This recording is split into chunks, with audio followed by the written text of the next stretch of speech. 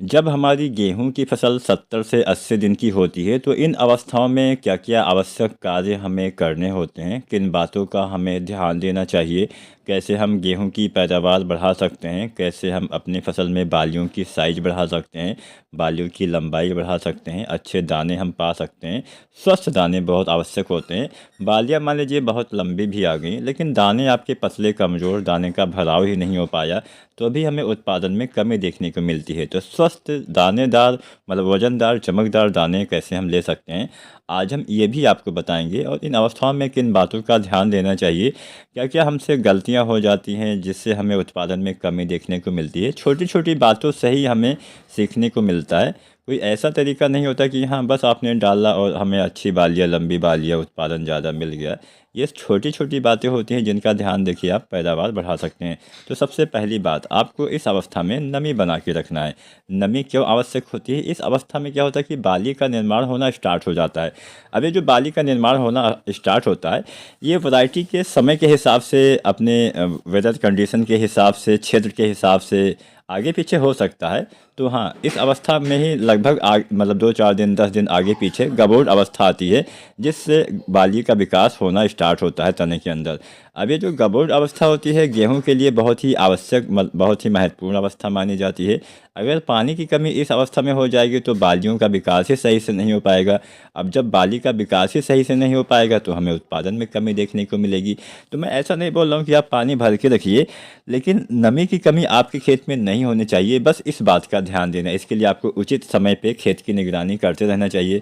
सप्ताह में 2-3 बार या कोशिश करिए कि हर दूसरे दिन ही आप खेत में जाएंगे। तो बस बहुत ज़्यादा समय आपकी फसल को आपका नहीं चाहिए। सुबह शाम जब भी आपको टाइम मिले आप चले जाइए, दोपहर में टाइम मिले आप चले जाइए। सबसे पहले मिट्टी चेक करिए चारों साइड पे। एक चीज़ तो आपको पहले करना होता है कि आपके खेत एक समान होने चाहिए, बराबर होने चाहिए, समतल होने चाहिए। अगर एक समान नहीं होते हैं तो एक समस्या ये आ जाती है कि मान लीजिए जहाँ पे आपके खेत में थोड़ा सा ऊपर वाला सतह होता है, मतलब कहीं पे ऊंचा होता है, वहाँ पे पानी की कमी हो जाती है और जो नीचे वाले क्षेत्र होते हैं वहाँ पे पानी ज़्यादा रहता है, मतलब वहाँ पे उचित नमी रहती है, ज़्यादा नमी रहती है।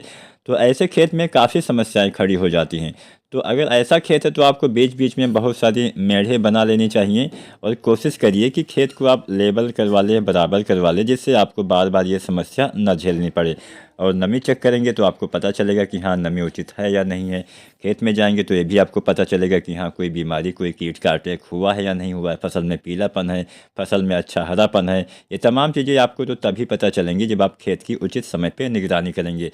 तो ज़्यादा हम इसके डिटेल में नहीं जाते हैं। आपको एक तो नमी बना के रखनी है, दूसरा इस अवस्था में जब इसी के आसपास गबोट अवस्था आती है तो इस समय आपको एक दो चीज़ों का इस्तेमाल करना है। पहली चीज़ आप डालिए NPK 05234, जिससे आपकी बाली का विकास बेहतर ढंग से हो पाएगा। 1 से 1.5 किलो यह NPK आप डालिए।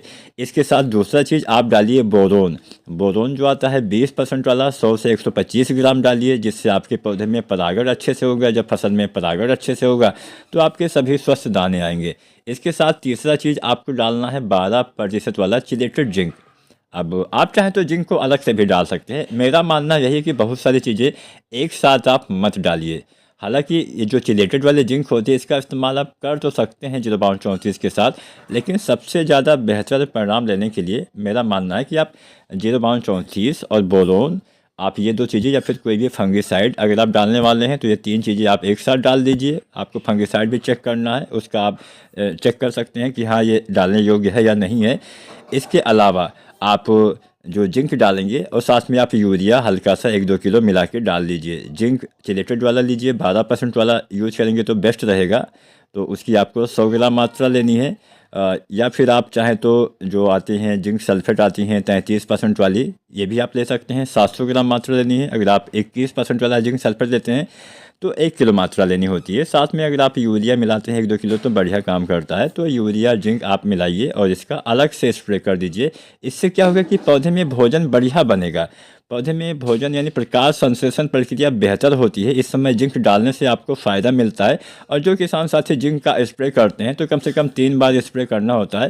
पहली बार कल्ले निकलते समय यानी पहले पानी पे, दूसरी बार दूसरे पानी पे, और अंतिम बार बाली आने से पहले आपको जिंक का स्प्रे विधि से प्रयोग करना होता है। तो अच्छा काम करेगा ये। उम्मीद करते हैं आज की वीडियो आपको अच्छी लगी होगी। वीडियो पसंद आई है तो लाइक शेयर करें, चैनल को सब्सक्राइब करें।